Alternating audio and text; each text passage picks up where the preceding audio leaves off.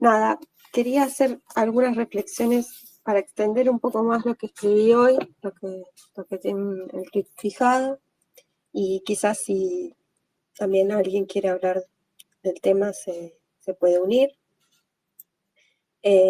porque hoy se cumplen 4 años del inicio de la cuarentena o del ASPO.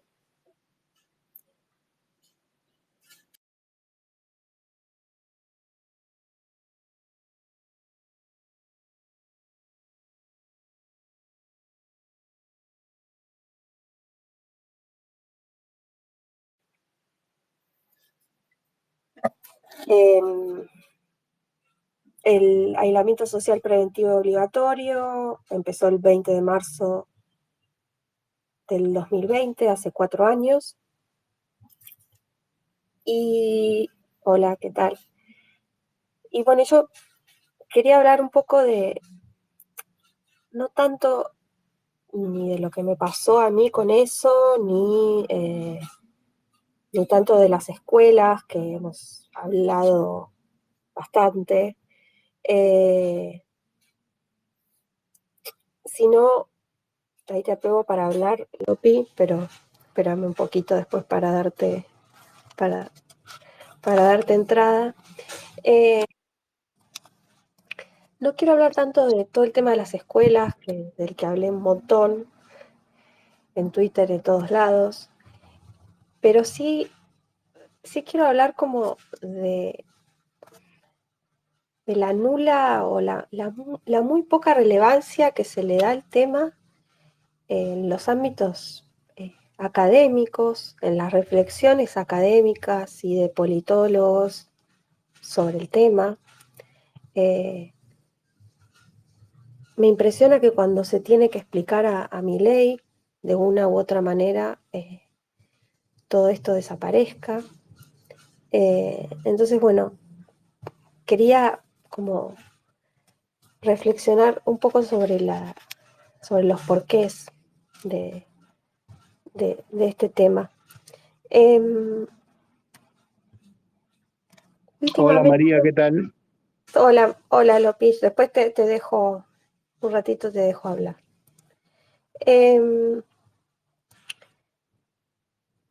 Primero, me resulta saludable, de alguna manera, que existan un montón de análisis cada vez más de parte de quienes no votaron a Milei, o de quienes no se identifican con Milei, sobre por qué ganó Milei, qué es lo que pasó. Bueno, está este libro que se vende tanto, Está entre nosotros. Me parece súper importante y que para eso están las ciencias sociales, la ciencia política, para poder entender lo que pasa y superar un poco esta cuestión de la mera indignación o desorientación. De hecho, ayer estuve en un space, yo no soy peronista, pero tampoco soy antiperonista, y ahí está Lopi, y yo estuve en un space en donde era de peronistas, que me parece que eran bastante críticos y que trataban de ser constructivos con su espacio. Y bueno, creo que eso sería como la clave, ¿no? Para poder pensar. Y a mí me llama muchísimo la atención que, vamos a poner así, entre los kirchneristas o el kirchnerismo cultural más fanático, obviamente este tema de la pandemia, de la cuarentena, irrita, molesta, genera burlas cada vez que se menciona, hay bullying sobre eso, hay una defensa como bastante cerrada sobre lo que se hizo, que no se podía hacer otra cosa, hay como una reducción biologicista del tema, a ver, parecía que no había otra cosa que hacer, como si el virus solo fuera el que tomara las decisiones políticas y no los políticos. De golpe, de pasar de ser todo política, nada era político, era todo el virus. Eso lo voy a dejar aparte porque, bueno, hay un tema ahí infranqueable para poder llegar a esa gente. Pero en la gente que no es de Milei, la gente que se dedica, y yo soy historiadora y estudio otro siglo, pero la gente que se dedica a estudiar la actualidad política, la gente que se dedica a la sociología, a la ciencia política, me impresiona, me llama la atención cómo eh, para explicar la situación actual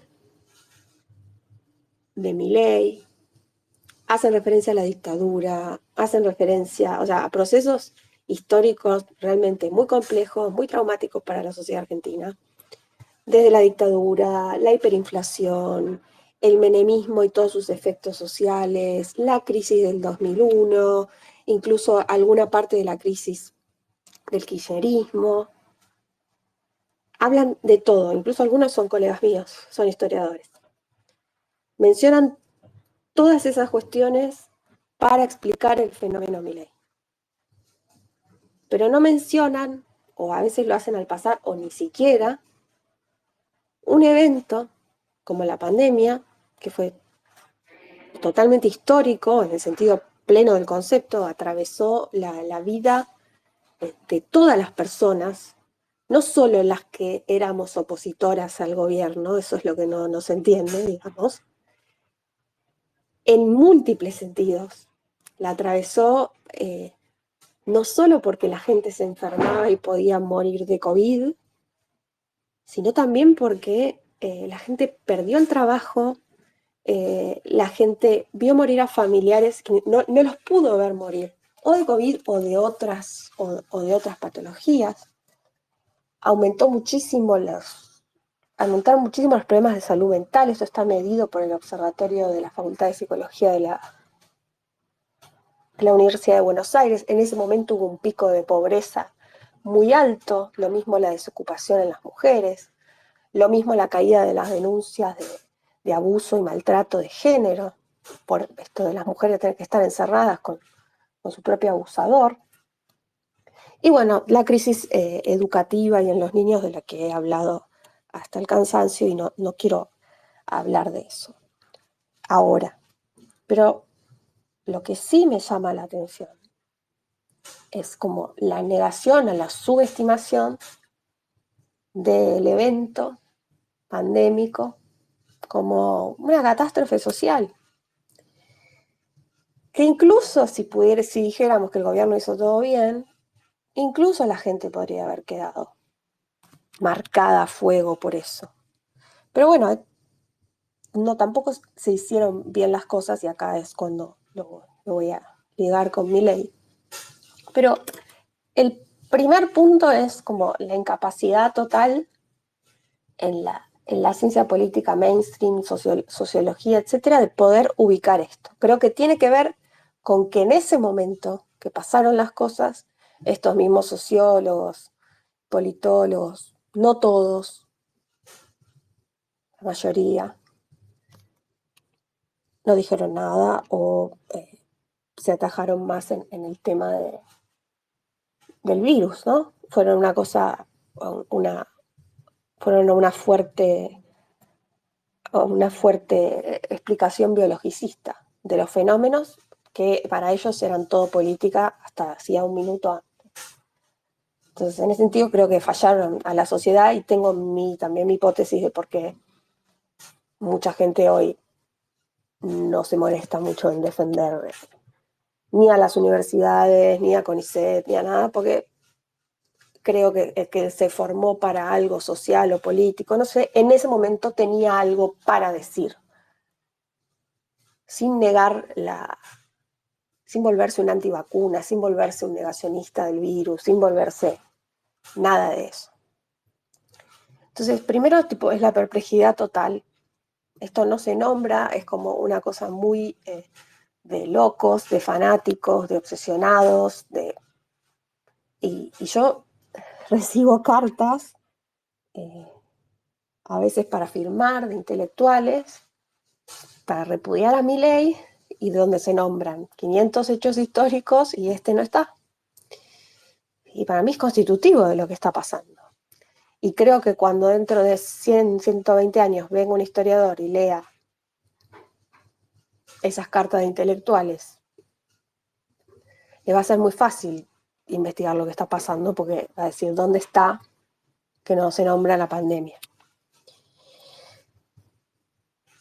Y después, por un lado, eso, que creo que lo partidario, lo identitario nos ha roto tanto la cabeza que les hace difícil pensar en esas cosas, y entonces hay un montón de crónicas y papers y muy bellamente escritos sobre el 2001, sobre la gente que perdió trabajo en el menemismo, pero desde el progresismo no hay nada de la pandemia, de la destrucción social que significó y que significaron las medidas de la manera que se tomaron y con la duración que tuvieron.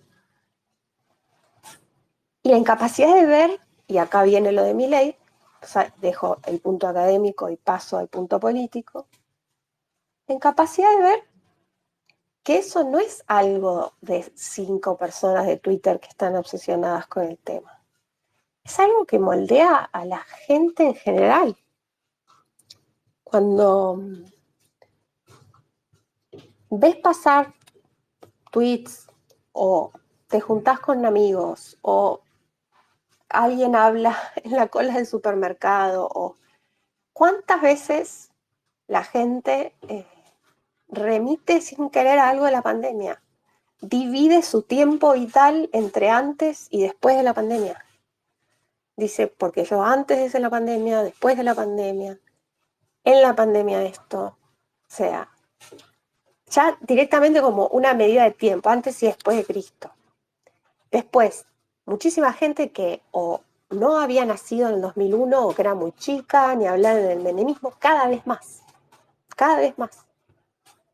Y obviamente el tema joven, ¿no? Como esos jóvenes que eran por ahí adolescentes y que se quedaron sin escuela y que veían que, no sé, había reuniones de grandes, el casino, bla, bla, bla, pero ellos a la escuela no la tenían, el presidente hizo lo que hizo, etcétera, etcétera, como ellos también. En algún punto hubo 2 años que se robaron y que en parte los robó el virus, sin duda, pero en parte la política le falló, ¿no? La fiesta es por eso yo el posteo le puse la foto del como el cachetazo, la foto de la fiesta del cachetazo. Y de ahí sale Milei, entre mil cosas. También porque Massa no supo después, como dije ayer en el space de ayer, hacer masismo en vez de kirchnerismo, ¿no? Estabilizar la economía, bueno, no supo construir una narrativa de futuro, ya es una sociedad totalmente rota. Entonces,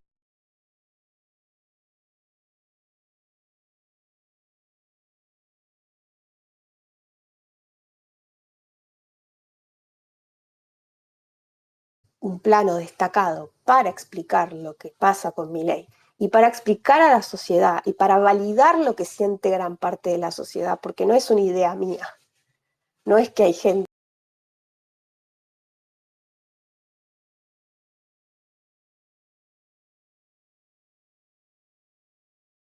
que tuvieron los soldados, la muerte, el miedo.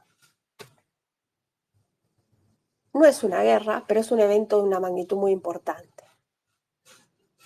El que no, el cientista social o el académico o el que está analizando la política y la realidad actual, que no valide y no entienda y no agarre, pero ni siquiera es todo anecdótico del supermercado, sino las estadísticas de que están, porque hay gente que sí hizo su trabajo, el Observatorio de Psicología lo hizo, lo hicieron las instituciones que marcaron cuánta gente dejó de chequearse otros temas de salud.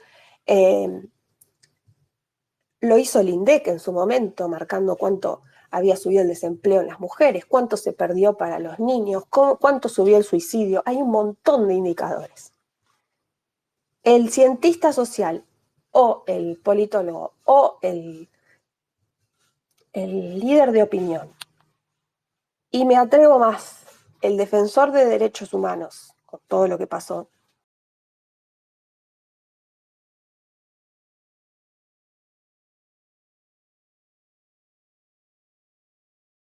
muy importante, incluso a esta altura más importante que el 2001, porque está más cerca, en los términos de los mileístas sería no la va a ver, no la ve, no la va a ver nunca. Explica muchísimo mejor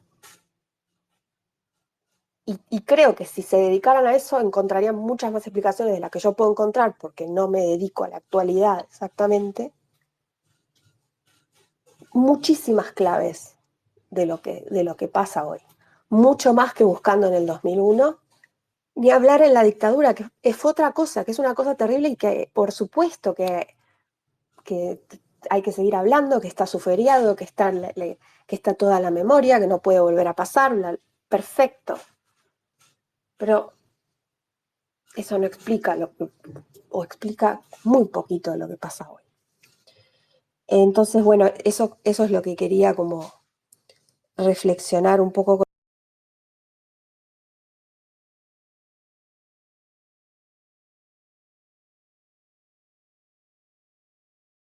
con Lopi, ¿querés hablar?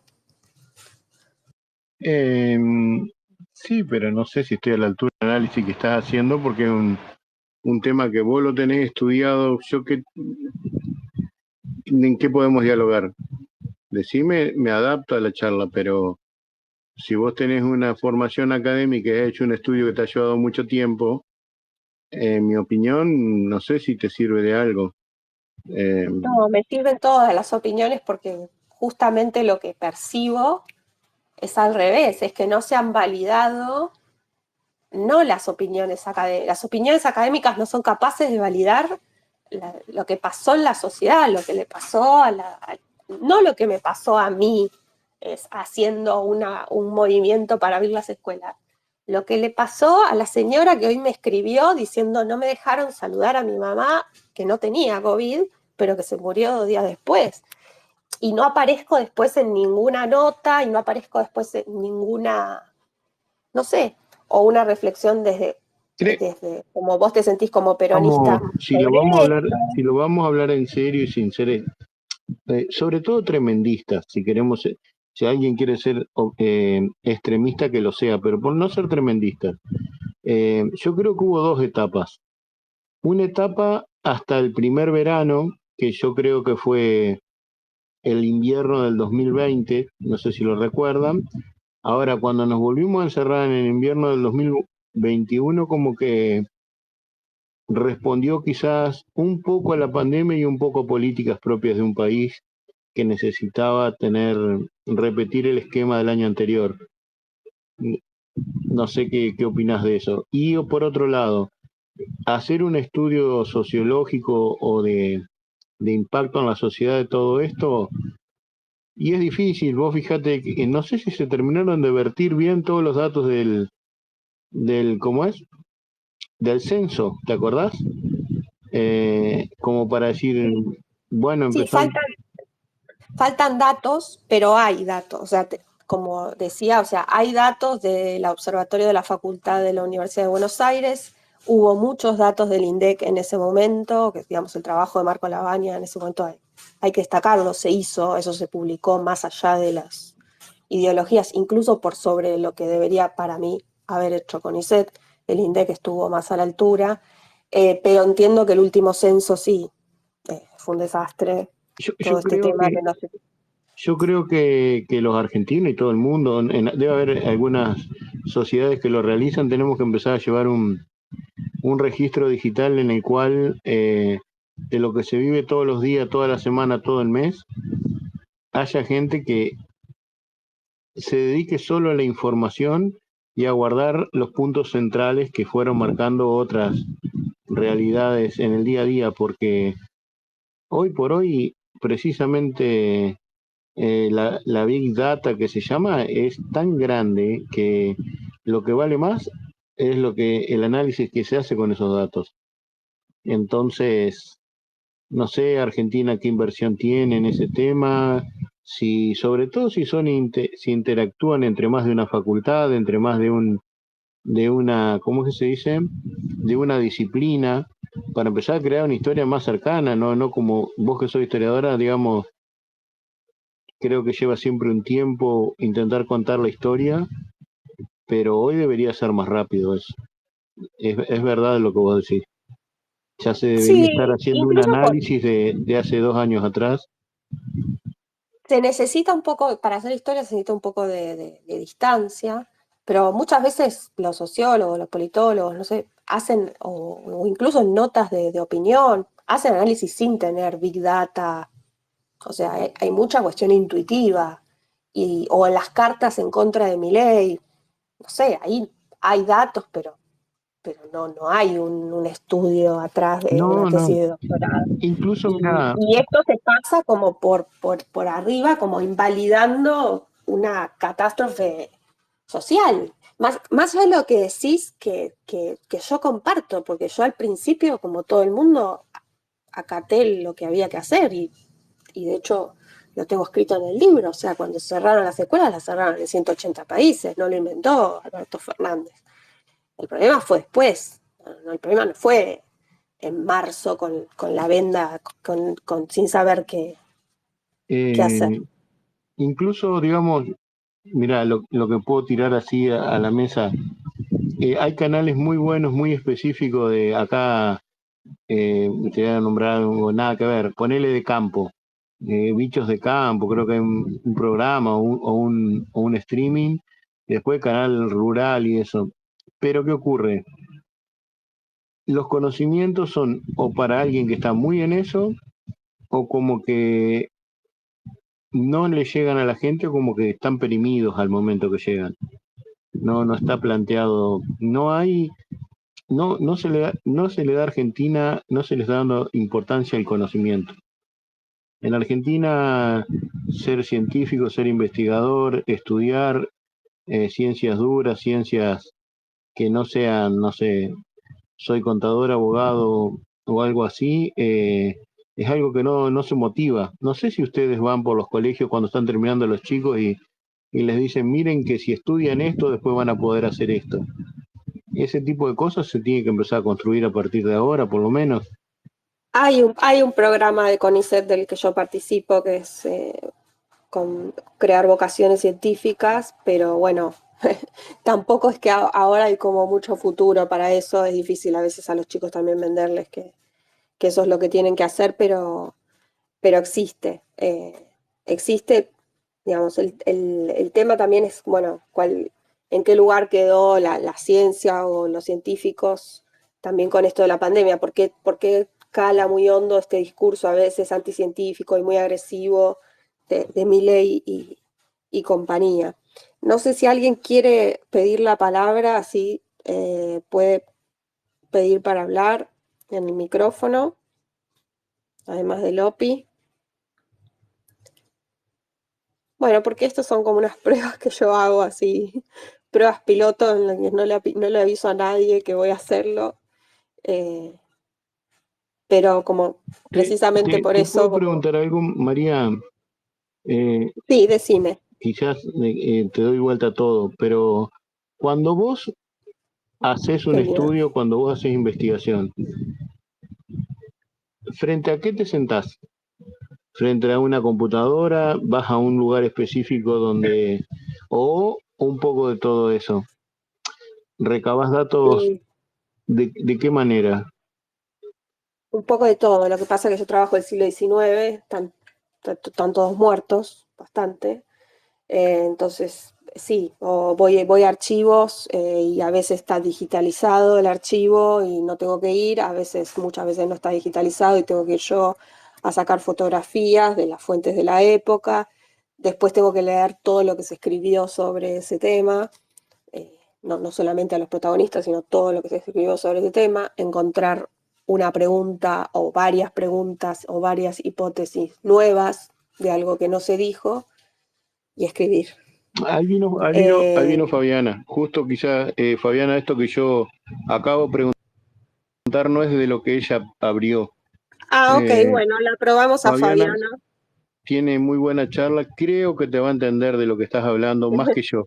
A ver, yo soy Ahí comerciante, si bien estudié un tiempo ahí en Buenos Aires en la UBA, ella no, ella me parece que tiene cierta formación que puede hablar mejor con vos. Bueno, Eh, igual eh, para escuchar es como, son pruebas piloto que hago porque no, la verdad no tengo idea de cómo se hacen bien los space, pero era un poco para escuchar a todos y para contar estas como es el aniversario de que se dictó la cuarentena y bueno, es, esta doble inquietud que tengo. Por un lado, la sensación de que la academia social, de sociales, de humanidades, le cuesta incorporar el tema como la catástrofe social que fue, más allá de cuán mal o cuán bien hizo las cosas del gobierno, las huellas sociales, económicas, psicológicas, todo en la población y que es muy reciente, por un lado, y cómo eso explica el fenómeno Milei. Pero bueno, te quiero escuchar, Fabiana, ya que Lopi te vendió ahí, te escuchamos. Podés desmutearte. ¿Está Fabiana? Si no veo que llegó Pedro, puede hablar Pedro también.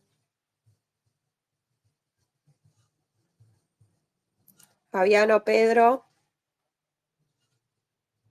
el que quiera se desmutea y habla. Un poco estábamos con este tema del aniversario de la cuarentena y la dificultad académica por incorporar la cuestión a una explicación más social del fenómeno Milei. Y por otro lado, la validación desde las experiencias personales, de las memorias personales sobre el tema, sobre cómo a mucha gente eh, esto le estructura la psiquis y la vida. Ahí me solicitaste, Pedro, entonces te voy a probar y te escucho, Pedro. Ahí está. No sé bien por dónde iban de todo. Vos, por donde vos quieras. No, yo básicamente sufrí mucho el tema, o sea, soy una persona que le gustaba tipo el contacto con las personas, cursar, ni hablar del deporte, que fue lo que más tardaron en destrabar con las autorizaciones, aunque ahora que se puede, yo empecé a salir a caminar ya al mes, aunque no se permitiera, pero salía igual. Y realmente fue bastante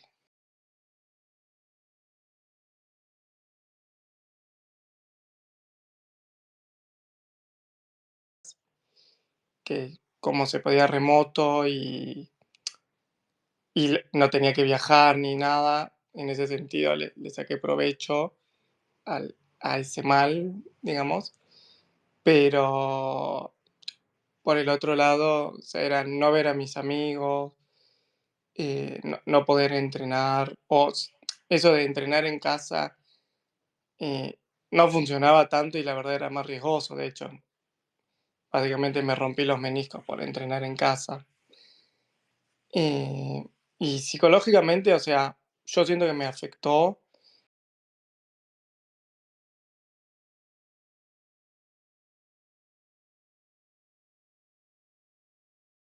Declararan el confinamiento, que salía todos los fines de semana y ahora me dicen de ir a un boliche y te digo que no. O sea, no me gusta estar en lugares donde hay más de 15 personas, te diría. Eh, Ok. son O sea, como pequeñas secuelas que fui notando ahora. realmente te cambió en algo como, sí, que socialmente es significativo, me Sí, parece, ¿no? y tardé en darme cuenta, te diría. O sea, yo veía que cosas que yo hacía antes ahora me molestaban y me di cuenta de que había sido ese antes y después. Hola, que se, habían sido por se te eso y fue no el te habías habla, dado cuenta Pedro. que, Y por lo que estaba viendo ahí en la foto, un pibe joven. Vos sabés que yo, no sé, no me animo a decirlo, pero yo siento que a mí la pandemia me hizo bien. No, no, es que se trata de eso, Lopi, se trata de que no a todo el mundo le pegó igual. Por ejemplo, Pero yo les hablaba de que estudio la guerra, ¿no? Y en la guerra mucha gente hay muchos, no sé, comerciantes, militares que subieron en rango, que hicieron más fortuna. Digamos, no se trata de decir que todos la pasaron mal y además dentro de los grados en los que se pasó mal, hay diferentes.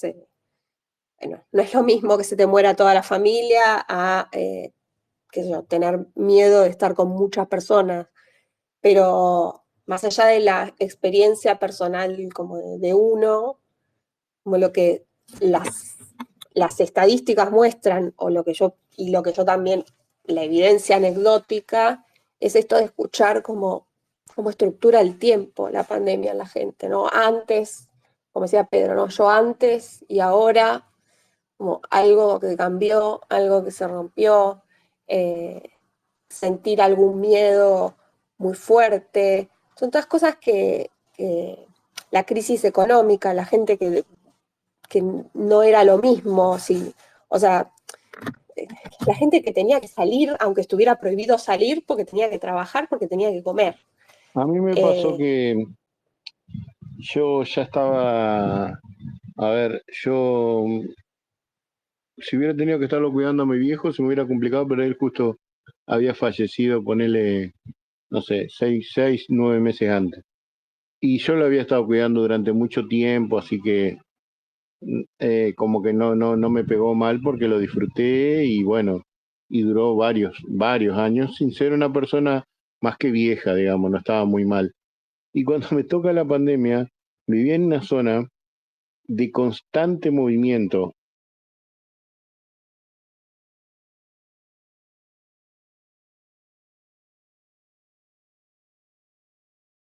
O Tucumán y Esmeralda, ¿viste? Entonces, de repente apareció un silencio que no existía, eh, apareció todo un montón de cosas que yo nunca podía ver y, y a mí al contrario, porque yo trabajaba de reparar computadoras, nadie estaba pudiendo reparar computadoras, todos se arreglaban con un telefonito que ni siquiera son tan buenos como los de ahora. Y no va que las maestras se les ocurren que los trabajos los tenían que entregar impresos. Me llené, pero mal de trabajo. No toqué una sola impresora, sino que reparé las computadoras.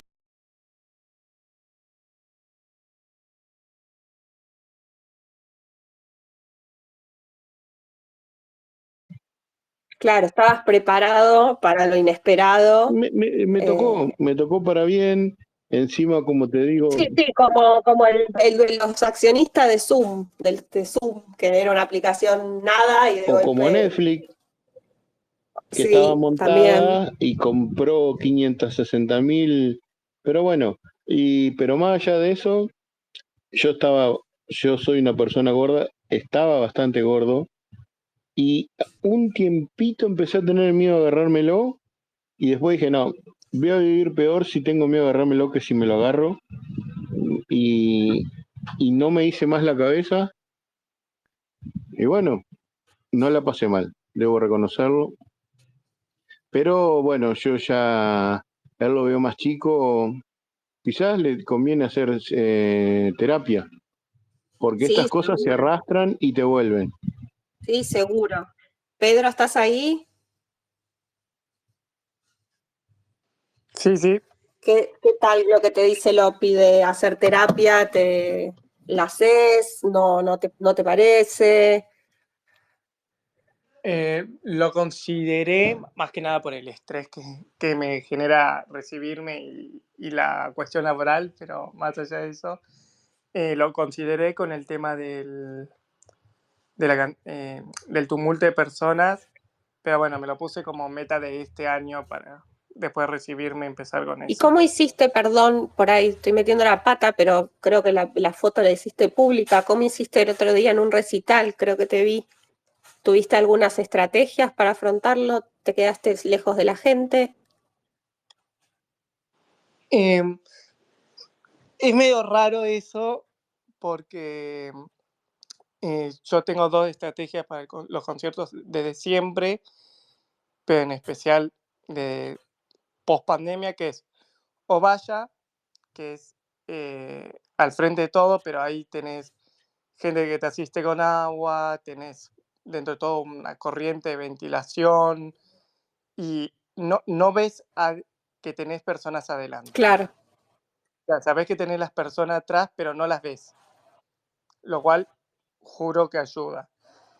O si no, atrás de todo y separados del tumulto, que ahí sí, digamos, me estresa un poco más porque además tenés mucho más calor, ves la gente, pero estás apartado, digamos, del tumulto de personas, entonces si querés te puedes ir más para atrás o moverte, etcétera. Cosa que en un boliche quizás muchas veces es más difícil eso, al menos en los que yo iba. ¿Y tenés algunos otros Y amigos ¿cuántos años tenés, Pedro? Perdón.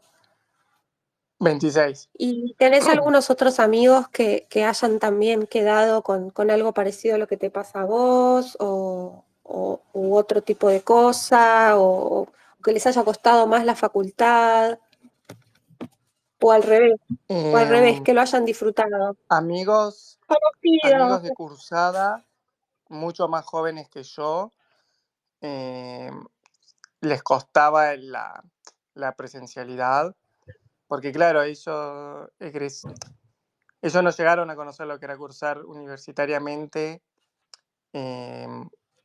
sin cuarentena de por medio.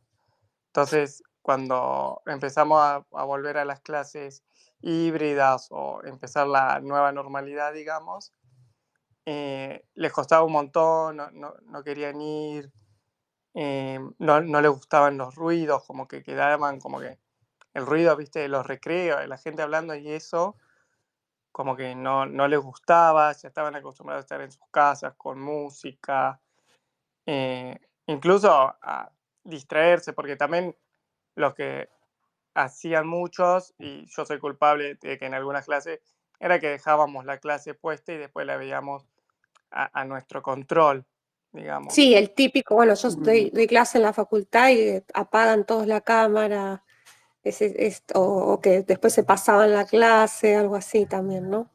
Claro. Y volver, viste, a Te eso de que perdí, tenés que Pedro. estar enfrente del docente, Sí, te perdí. todo eso era como Uy, un clima de que ellos no estaban acostumbrados, yo ya A había ver, un cursado segundito, antes. Pedro. ¿Vos decís, María, que no lo estás escuchando? no, ahora sí. Ah, ok, Pedro. Dale. Seguí, perdón. Ok. Y después amigos más grandes que yo, como que ahora nos gustan los planes tranquilos en general. Tipo planes en casa, ver una película, picar algo. Si bien les gusta el boliche, no es algo ya más, es algo más como, no sé, una vez cada 2 meses o algo así. Como que eso también cambió. Que es, de todas formas, no sé si eso ya es por la edad que Te iba a tenemos decir, puede ser por o por eso. la edad, pero bueno. Ahí volvió, Yo porque volvió Fabi. en un año y medio pasé de salir de Sí, pero no es jueves solo a la edad, domingo por Pedro. poco Es a... muy normal el poder haber visto la vida de otra manera que te haya hecho cambiar. Eso es lo que yo comentaba con que en la zona donde yo vivía era como que todos los días estabas haciendo lo mismo atrás del mango, volviendo a tu casa después de hacer la compra en el súper y a mí la pandemia me sirvió para que se pare todo y yo pensarla y encima ligué trabajo, digamos. O sea, ponele que eso fue un plus. Pero si hubiera tenido que pasármela mirando Netflix, hubiera estado agradecido igual. Sí, sí, comprendo. Sí. Yo, o sea, yo le saqué un plus que fue adelantar 10 materias de mi carrera, que si no, no creo que hubiera sido posible. Pero, eh, y algún que otro plus seguro le saqué. Pero bueno, como en impactos negativos, lo más significativo es eso porque lo noto. Sí, en tu salud mental. Ok. Fabiana, vos querías hablar, ¿estás ahí? ¿Querés pedirme para hablar? ¿O alguna de las otras personas? Y escúchame, sabiendo que no hay plata, María Victoria, ¿vos decís que algún día esto se va a poder estudiar o esto va a quedar relegado porque se viene un nuevo país? No, algún día se va a estudiar. eh, Creo que lo que pasa para los historiadores es que necesitamos un poquito más de tiempo, de distancia histórica para poder escribir. Yo igual escribí un libro durante la pandemia, pero creo que sí, que se va a hacer, que de última, si no lo paga el Estado, lo pagará una editorial. Pero igual van a cambiar los gobiernos. Puede gobernar Milei 4, 8 años, no sé, y después vendrá otro y vendrá la plata. Bueno, ahí sí me solicitaron. Esperen que ahí les... Pero está bien, pero digamos, eh, fue un accidente la pandemia. Yo creo que si no la estudiamos en función de otras pandemias que se pueden venir, ¿qué sentido tiene relegar científicos a estudiar eso? No, bueno, ese es otro, digamos, los científicos de las ciencias duras tendrán que, creo que de hecho se la pasan estudiando, tratando de predecir cuándo puede venir otra pandemia y entiendo que no pueden decir exactamente cuándo va a pasar. De hecho, estiman que cada 100 años hay una, la última había sido la de la gripe, y después está la de la obesidad, digamos, que es como una pandemia silenciosa, pero que la Organización Mundial de la Salud la dice así. Yo creo que sí hay fondos para eso, pero no están en Argentina. Bueno, a Fabiana, ¿querés hablar? Y después Armando. Hola, buenas noches. Recién me caí, me quedé sin conexión y ahora cuando vuelvo sabes que los escucho cortados, pero ahora pareciera como que se estuviera estabilizando. No, no quería hablar, saludarte, mucho gusto. Pilo me había pasado la invitación al espacio, pero lo sigo escuchando con mucha atención y respeto. Gracias. Bueno, no, mucho gusto y bienvenida. Yo estoy al lado del módem, o sea, sí, este es el nivel de, de confianza en la tecnología que tengo. Funciona mal y es como una prueba piloto. Yo no avisé de este Space, es como que dije, lo hago, qué sé yo, porque me gusta un poco escuchar personas sueltas y anotar, me sirven las vivencias, las experiencias, si bien yo estudio, hago esto sobre las experiencias, las emociones, pero para una guerra del siglo XIX, o sea, nada que ver, pero bueno, me, me sirve, me sirve pensar también con ustedes. Bueno, Armando le damos la palabra. Hola Armando. Hola, hola, Hola. hola, hola, ¿me Sí, te escuchas? escucho. Bueno, para mí no fue nada positiva la pandemia, no es que, paré un tiempo, bueno, qué bueno. Mi mamá había muerto en marzo de 2019, de hecho ahora 21 de marzo se van a cumplir los 5 años. Y Lo lamento. estaba procesando ese duelo que muchos dicen que dura un año, que es un año porque el primer cumpleaños sin ella, el primer cumpleaños de ella, y así muchos dicen que el duelo es un año. Y bueno, el 21 de marzo del 2020 iba a ir al cementerio, iba a ir con mi papá que murió ahora en junio de 2023, que ellos habían nacido en julio de 1938. Entonces, cuando fue la pandemia, 38, mi papá tenía 81 años cuando comenzó esto de la pandemia. Y antes de eso, él iba a comprar solo, él iba a la panadería solo, iba a comprar, él tenía mucha libertad física de andar por todos lados. Pero como decían que, bueno, el grupo de riesgo, quemaba la cabeza de que no había que exponer a los ancianos, a las personas mayores, yo comencé a hacer casi todas las actividades que él hacía por cuidarlo, por ser del grupo de riesgo, lo comencé a hacer yo. Y eso derivó en que físicamente comenzó a decaer de la movilidad que él tenía mucha libertad. De hecho, cuando mi mamá estaba enferma, yo por no tener hermanos, bueno, él iba a comprar los remedios y todo y salía solo. Y de repente, que no, que grupo de riesgo, comenzó a declinar su movilidad. Estos últimos años, si no estaba yo, él no salía a ningún lado. No, siempre a par de él, cuidando que no se caiga, cuando antes de eso él caminaba perfectamente.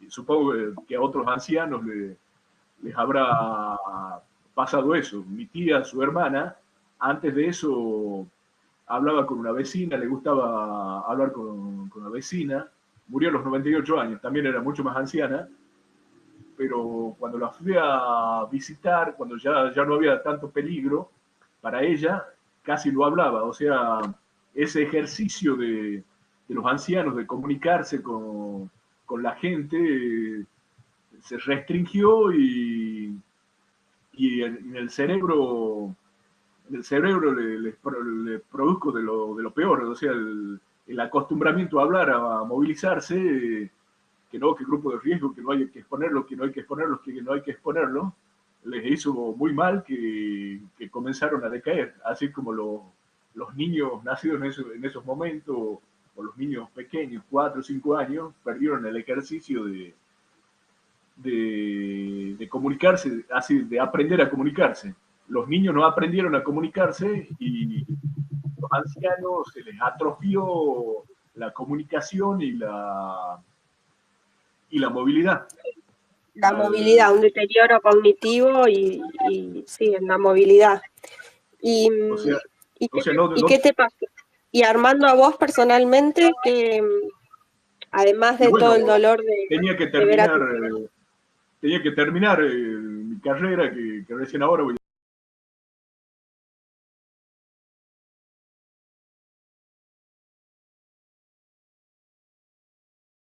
Y después me enteraba de que Dylan, el perro del presidente, iba el adiestrador a Olivos y cosas así. Yo sentía que tenía menos derecho como ser humano que el perro del presidente, que el perro tenía derecho al adiestrador y nosotros no teníamos derecho a trabajar o a seguir Armando, la carrera. Pero vos no pensás que la primera etapa hasta que estuvieron las vacunas en un número importante, ¿no fue bueno que estuviéramos encerrados? Como que largaron esto de encerrar.